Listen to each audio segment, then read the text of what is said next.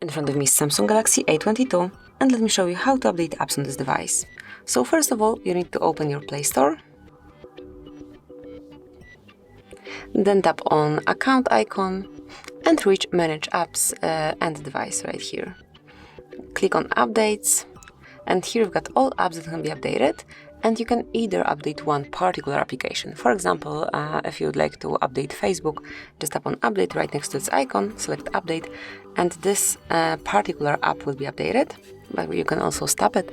And then if you would like to update all apps at once, just click on Update All.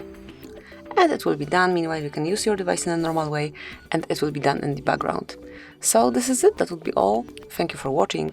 Please subscribe our channel and leave the thumbs up.